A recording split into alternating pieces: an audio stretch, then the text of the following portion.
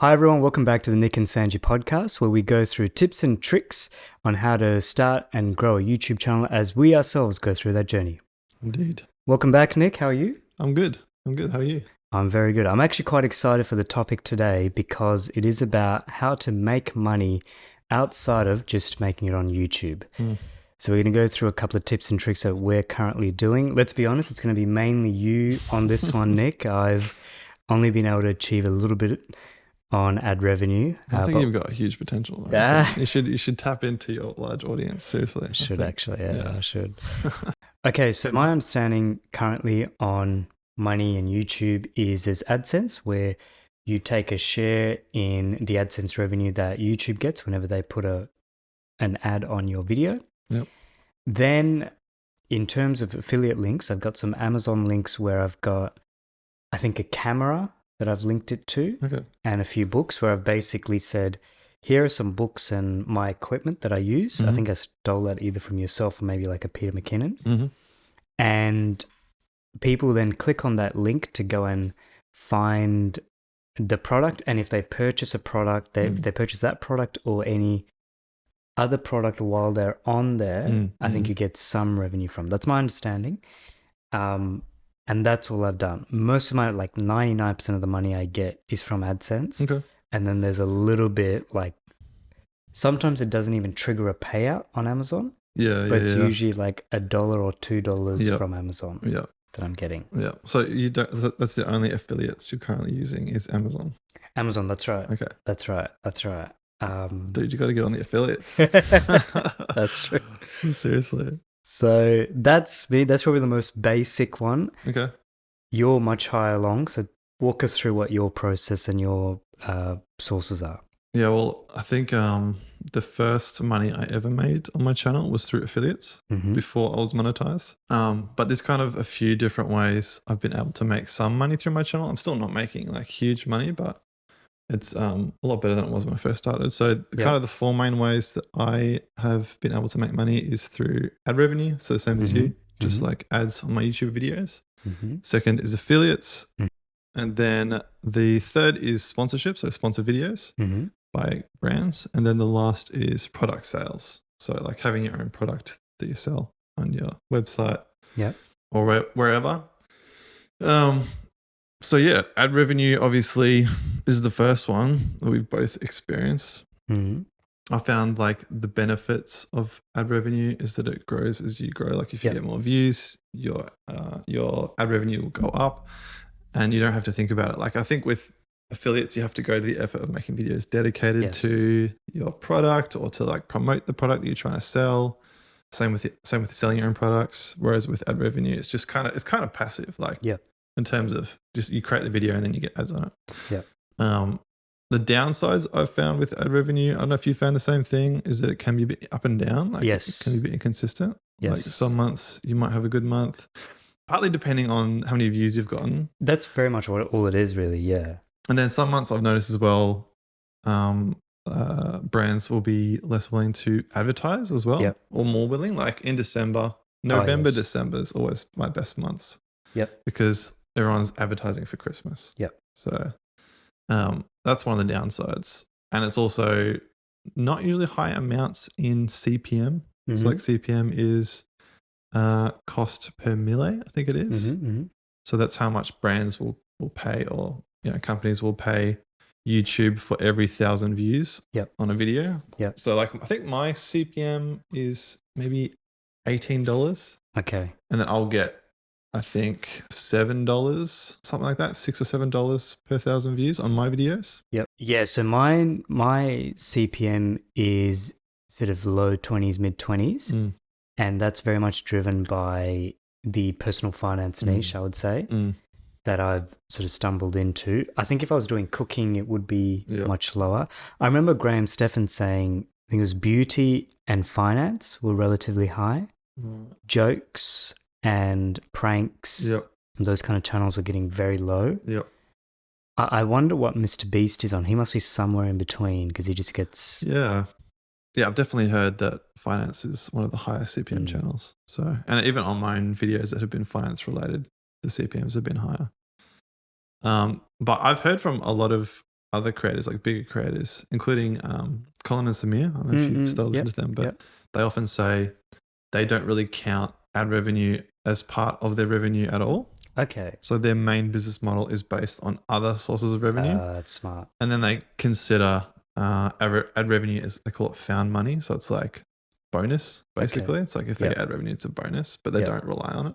Yeah. So that's kind of what I've been trying to do with my channel, is shift away from relying on ad revenue money. Okay. Yeah. And build up other income streams. Yep. So the first one is affiliates. So obviously, like I said, that was the first money I made. A bank, Upbank. And I was using Upbank. And so I noticed that I've got a referral program. You get $5 if someone signs up with your link. So I just put that in my video. And I noticed people started signing up with my link, and I was getting this slow trickle of $5 coming through. I was like, this is great. The downsides with affiliates, again, I think it can be inconsistent. It can be a bit up and down. Yeah. You can need higher views on your videos. So like, depending on the commission you get for each sale of a product, you might, you want volume, really. Like the more products you can sell, the more money you make, basically. If I can ask on this, how much do you promote the product on the video? And so a couple of things. One is, do you see a significant variation between when you promote the product and you put the link versus when you just keep the link passively in your description? Because I guess what we're saying here is the link is literally just what you see in the YouTube description, right? Yep. So yeah, how hard do you push that product on a video versus you just kind of keep it in the background? Yeah, that's a good question. I think I'm still figuring it out. Yeah. Because I think the big thing to me is that I don't want to come across like I'm just selling something, because I want to give people value. And then if they do find the value, then hopefully they use my link to help support the channel. So the way I've done it so far is occasionally I'll mention at the start of the video, I'll say, just so you know, if you're interested in this product or service or whatever, I've got a link in the description. And I'll just keep it at that and then get into the video. Yep. More often, I usually wait till the end of the video. Yep. So my thinking is if they're that interested to watch the whole video, they'll probably see the end anyway. And then they're like, oh, he's got a discount code or something, I'll use his link. Yeah. So that's kind of how how I've thought about it so far.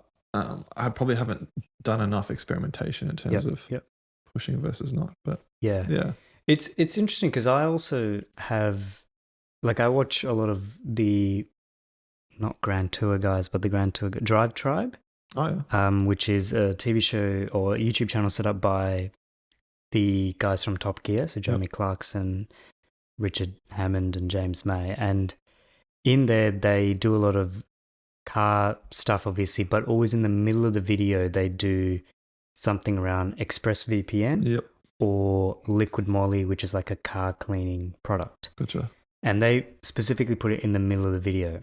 But then recently I was listening to, I think it was a Tim Ferriss podcast, and I guess it's a podcast where he front loads all his stuff, all his ads, and then they pop up a little bit here and there. Yep. And I remember I was listening to a podcast recently from him, and I'm like, at least the first 5 minutes of a 1 hour podcast was just him going through stuff. Wow. And I don't know if that's just, maybe he just wants to, he genuinely puts it right at the front. Yep. To say, let's just get it out of the way, so you're not just waiting for it. Yeah. I've noticed the same thing. I tend to just skip straight through it. So I don't know. I think that if they're promoting a product for a specific amount of time, it's likely a sponsored video rather than an affiliate.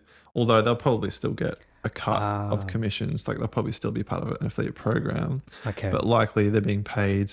I think often you'll get like brands having an ongoing partnership where they'll pay the creator a certain amount per month to promote their product or service every episode. Yep. So I think that's what those brands are probably doing, like the Grand Tour guys. They probably have a relationship, an ongoing relationship with the company. So they just promote it every time. But we can get to sponsorships. Sure. Yep. Because that's the next one I was going to talk about. But the other couple of things I was going to mention about affiliates is that Amazon, I think, is the place everyone starts. I think it's okay to start with, and it's good to get the links in. So when you grow, the sales will increase. But I've found, like in the early, like the first probably 2 years of my YouTube channel, I didn't have a single payout from Amazon because it's super low commissions, and again, you have to get volume. Yeah. But it's a good place to start, and because I don't think there's any real requirements in terms of getting into the program. But I reckon what I've noticed is best is to look at the products and services that I'm already using, and then try and find out if those products or services have got affiliate programs directly from them. Yeah, like for example, there's a couple of editing software.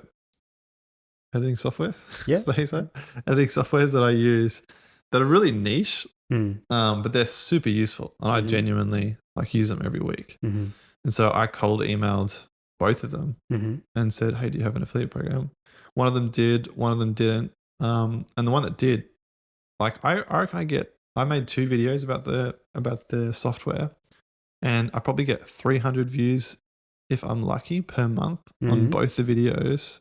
And I make between $500 to $800 a month from just those 2 videos. Wow. So it's like, if you can get a really niche product that people are looking for and willing to buy, you know what I mean? Like, you don't need a lot of views. It just has to be niche enough, that people are interested in. And they'll use your link, especially if you've got a discount code. But so look for niche products, look for smaller companies. And just reach out to them, see if they're going to affiliate program. So we mentioned just before about sponsorships and sponsor videos. I've got less experience with sponsorships. I think I've had maybe 3 or 4 sponsored videos so far. So I have more experience with affiliates, but the big obvious benefits of sponsorships is that it's a sum of cash up front. So you don't have to sell products and wait for affiliates to come through. You don't have to wait for affiliate payouts. You can just get a lump sum of cash for making the video. The downsides that I've found, it's a lot harder to secure a sponsorship. Generally, I think they're looking for channels that have more guaranteed results in terms of views and retention, all that kind of stuff. Yeah, I think the other big thing that I've found as well is that you kind of want to believe in the company or the product. Like if I did have one experience with, I think it was the first ever sponsorship I got, that I did it. And initially I was like, okay with the company. I thought it was, it was okay for what it was. But since then, I think I've realized maybe it's not such a great company. Okay. Yeah, I probably should have done a little bit more research into it and just done my research a bit more. And plus, I think if you are promoting a product, you don't want to damage the trust of your viewers. Yes. So if you're promoting a crap product, even if you're being paid to do it, it's going to damage your brand. Yeah. So it's like, absolutely, you wouldn't want to do it. And what are some of the terms of these sponsorship agreements? Like, is it we'll give you a certain amount of money, and you what do they need in return for you? I mean, I found it varies pretty broadly, even with affiliates. I think I've had a couple of sponsors that didn't require anything apart from me making a dedicated video, and then they would view it before I publish it. So that's been the main thing I've experienced personally so far. So you make the video, you put it up, you turn off YouTube AdSense for it. No, you can leave it AdSense on. You can leave that on. Yeah. They watch it, they say, yep, we're happy with that, Nick, post it. Yep. Here's your money. Yep, that's it. That's the end of the relationship. Pretty much, although I think the idea would be is if your video did well, then they'd be like, okay, let's do another video. Yeah. Because I had one brand who sponsored me, and they said that we've got the link in your description, we'll track it. If it does well, we'll reach out to you in the future. But it hasn't done that well, so okay. I don't think they're gonna reach out. I think that's the thing with sponsorships. I think it's likely the bigger we get and the more consistent views we get. Because for me personally, I still get dud videos. Like I'll get a success, and I'll get 5 duds. You know what I mean? So it's it's a bit inconsistent. So I think brands are like, I don't know if I'm willing to risk it. Okay. Whereas the bigger channels that consistently get 100,000 views every video, it makes sense that brands will be willing to fork out the cash. Yeah. Because I've been asking brands if they're willing to pay, but haven't had takers just yet. Yeah. So yeah. There's probably an interesting segment in here around how to advertise yourself to brands and how to share your metrics so that because they probably have to do the work. Yep. Or I imagine there's a broker somewhere in between who researches YouTubers and says, here is a list of YouTubers. This is their stats we can see. Yep. You should, approach them for this topic or that topic. Because I've had the odd email where someone's emailed me saying, hey, I'm working on behalf of other people or other finance companies. Can I put you on a list or something? You've probably seen something similar.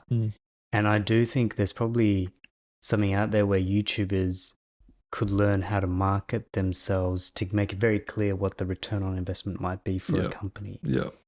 I think a common way is just press kits. I don't know if you've heard of press kits. Yeah. But there's a guy I follow, discovered recently.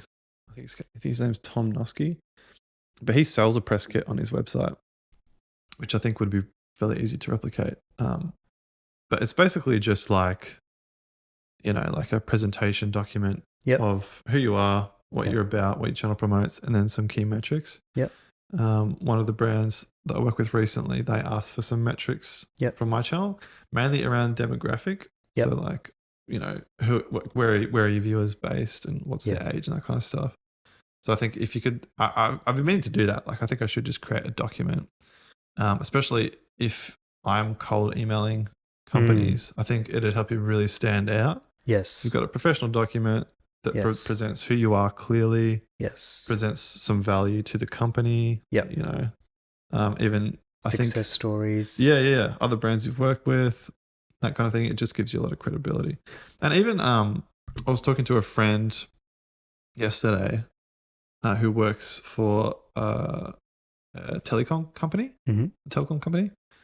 And in Australia? Yeah, I think we could all guess which one it could be. Yeah. And she was saying that because she works, I can't remember which department she works in, something to do with marketing. I don't understand how it all works. Yeah. But she was saying that they're often looking for creators and it's hard to find. It's hard to find creators that suits what they're looking for. Yeah. So I think there probably is a lot more value in reaching out to brands for sponsorship than I think a lot of creators realize. And even for myself, I think I've had the idea, I've been waiting for ages, like, I need to get bigger before I can start reaching out. Yeah. But I think you can reach out at any level because if you got a channel that has a dedicated enough following, or even especially I think if it's a niche enough product, then brands probably would be willing to work with you. They're looking for creators and like the whole creator economy is growing a lot even at the moment. So yeah, the last one we can talk about, the last way to make money via your YouTube channel is product sales. Mm-hmm. And again, I haven't had heaps of experience with product sales. I've had a little bit, but it's arguably the best way to make money. Maybe sponsorships as well, because I think you probably make more money from sponsorships. But if you can sell your own stuff, I think the big advantage from what I've seen and heard is you've got control over it. Yep. So you're not relying on another company or another brand, and you can like cater it to your audience and your own niche. Mm-hmm. So I think like like a really obvious example would be like if you have a catchphrase or something and you put it on a jumper, you know what I mean? Like that's so specific to your channel. Yes. That only your followers would get, you know what I mean? Like, but you can create a product just for your audience. My experience with selling stuff has been I created a LUT that I sold on my website. What's a LUT? Yes, a LUT. Good question. LUT? It's a lookup table. Uh-huh. It's just basically a file that you can put on top of your video file to give it a specific look. Yeah. So for most of my videos, or for all my videos, I use my own LUT, which just puts a bit of blues in the shadows, keeps the skin tones nice. So it's a bit more, it gives it a bit more of a creative look. Yeah. But a lot of videographers and photographers sell LUTs or like photography presets, stuff like that. So I thought I'd give it a try, and I sold a few, but I think for me the problem was that my channel isn't just about videography. Yeah. So I'm not getting heaps of videographers looking at my stuff saying, oh, I want his lot. You know what I mean? I'm getting people from all sorts of different interests coming to my channel, and most of them aren't really interested in a lot. So I've been thinking about how I can create a product that's a bit more specific to my audience. Yeah. So, but like products can be anything. Like, I don't know if you've thought about creating a product. I have, and I can't think of something because of my niche is so dangerous to create. Right. Like, I've seen what others people do is Excel budget spreadsheets. Oh, yeah. And I'm like, you may not have seen that on the podcast, but I've just put my hands up here like, I'm not doing that. That could be a good, what's it called? Lead magnet. Yeah. I mean, I could do something simple to say, hey, this is literally all I use. Yeah. But I'm also wary of being, there's a lot of pride here. Let's be honest. There's a lot of pride here, but let me walk you through it. I'm wary of doing things like budgets and spreadsheets and all of that because that's not even what I want to project as being what's important when it comes to personal finance. I see what you're saying. Like, sure, get your budget sorted, know how much money you spend and have it all allocated. But the focus should really be about how you make more money. And yeah, I see what you're saying. And that's really my brand of personal finance. Yep. And I know there are other people out there where their brand of personal finance is, this is how I spent my paycheck. Gotcha. And I could do a video on that. I could talk about it, but I think if I'm being more honest around it, it's probably not my brand of it. It's more, I earn money, I allocate it, it's fine. And maybe I can talk a bit more about how I efficiently allocate my money in terms of areas to invest. Yep. But my real focus is, how do I make more money? And if I can come up with that product, and that's something I'm thinking about doing in the future, that's probably where mine might be. But yeah, thank you for asking on it. I do need to come up with products. Yeah. No, I'm thinking about it a lot as well. Like, even I was using ChatGPT the other day. Yeah. And asking it for ideas. It gave me some like good ideas. So like, even that's worth looking into, just doing some brainstorming with some AI, Absolutely. There is a person that I'm following on Instagram who's I've started my journey of thinking about getting into the whole drop shipping side of things. Oh, yeah. Want to give it a go. But she put out a very simple guide on how to use ChatGPT for something. Yeah, right. Like, it was how to use ChatGPT for marketing. I haven't even looked at it, but I know that's like, that could be another product where you just put together a very simple document, $50. Yep. How to use it for this. Yep. Even though it's incredibly intuitive. Yeah. I imagine, but yeah. Yeah, and even if you're not selling the product, like if you feel like it doesn't have enough value to be able to sell it, you can still use it, I reckon, as a lead magnet. That's what I'm thinking about as well. How can I get a bit of my email list? Because I think that's maybe the last area that we didn't mention that I don't have a lot of experience in, but I'm working on is building up an email list. Because I think the benefit of an email list would be, it's all your real true followers who are really interested in your stuff. If they're willing to subscribe to your newsletter and read it, then they're probably, true fans who are willing to buy from you. Yeah. So if you market a product on an email newsletter, it's much more likely to sell than if you're like, it's kind of like warm marketing versus cold marketing. Kind of like if you're cold marketing in a YouTube video to just a whole bunch of people who maybe aren't interested in that product versus people who are really likely to be interested in your product, then it'd be a lot easier to sell on an email list. Yeah, absolutely. So yeah, I'm trying to think about how I can build products that I could promote as lead magnets as well. So I think that's worth looking at, but I've got less experience on that, but working on it. Yeah. Good. No, I'm excited to hear more about, because there's almost a diagram I can see where you almost document like, this is my strategy. This is how I do it. YouTube is where my audience comes in from. And then from there, I've got this stream of products. I got this stream of products. This is the current thing. And based on that, I was going to ask you, so I won't ask you to share dollar numbers if you don't want to, but I'm more interested in proportions. So and let's include AdSense. So let's say, if you added up AdSense, affiliates, sponsorships, and your own products, what's a very approximate breakdown of the income sources? like I'm not selling my lot anymore. Mm-hmm. I've got it up for free. So if you want, go download it. Yeah. But if I think about when I was selling the lot, it was probably product sales was maybe 1%, Yep. 0.5%. Like it was very small.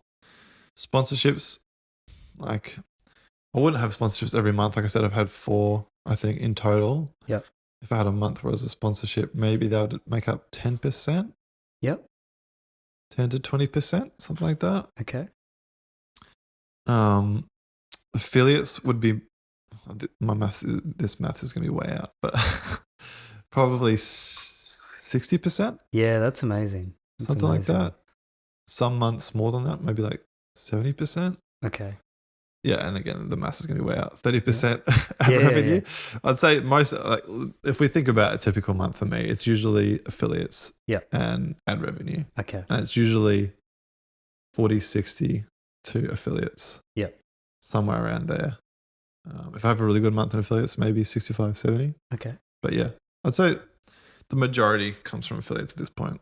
That's incredible. Yeah. So that's why I reckon, like, you should honestly just start looking into affiliates that you could use, because it can definitely make up a significant portion of your revenue. Yeah, I do need to. I know off the top of my head the companies I would use would be like the CMCs and the Comsecs, but I know they'd also be like, bro, we don't need your advertising. Like, we do perfectly fine by ourselves. Yeah. Like, we spend money on boards on trams. Like, we're not coming to you for anything. But I have seen their boards on trams. I'm like, that's terrible. You should just get me to talk about it. 5 minutes and I'll tell you how good it is. That's great. But no, thank you for sharing that. And I do think that's interesting breakdown, because I think a lot of people, when they do generally ask you, they say, oh, so how do you make money on all this stuff? And I think the average person might be surprised to hear there's, more than 50% consistent monthly recurring revenue comes from affiliate links, because it feels like something that you would only one person will click on it. But I think I often forget is viewership just keeps coming. Like, people don't just watch one video, they might watch multiple videos, and then a new person is always coming to watch a new video. Yeah, exactly. It's incredible. So that's the thing. If you could combine like an evergreen video with an affiliate program, like it just, it will keep coming. Keeps going. Awesome. All right. Well, thank you for taking us through that, Nick. That was definitely a good bit of insight for me on the whole topics around how to make money outside of YouTube. That was a good chat. And has certainly prompted me into thinking of ways as well. I think the press kit actually was a very good takeaway out of this. Yeah. If it's especially for us to do, and any future person, that's probably a level of maturity and professionalism that especially big brands are probably looking to say, oh, yep, he's smart enough to even have a press kit. Yeah, exactly. Especially as the creator economy grows. If you can just get your head and shoulders above everyone else, people are more likely to go with you, I think. So there might even be a business venture out there for you and I to like profile other creators. Yeah. And just put up our own directory of... I've literally thought about that. I thought, why isn't there like some sort of creator directory where you can, where brands even could rate creators? I'd really like the opposite as well. Yeah. So where creators can go and rate brands. Yeah. Because I've had different experiences with brands. But anyway, that's a topic for another video. But yeah. There we go. Yeah. We could do it. All right. Nick, where can people find you? On YouTube, Nick Kendall, obviously, this podcast. A website, nickkendall.com.au, and then Instagram at @nickkendall_. Okay. How about yourself? Yeah, links in the description. I am Sanjee Sen on YouTube and I think Twitter. I've verified myself on Twitter. Oh, nice. I don't know why I don't post anything. I really need verification on Instagram, because that's where I get a lot. I don't post anything, but there's always someone trying to pretend to be me. Yeah. So that's a bit annoying. And they work really hard on creating fake profiles. I know. I actually, I don't know if I told you this. One messaged me once. Yeah. Like a guy put an interview. Yeah. And I called him out, and he like fully freaked out and shut down the profile. So Yeah. That's what I thought. Because he knew it wasn't me, because I don't even message. Yeah. I said, I know Sanjee in real life. Like, who are you? Oh, thank you for that. So that's good. All right. Well, thanks for this session. Thank you.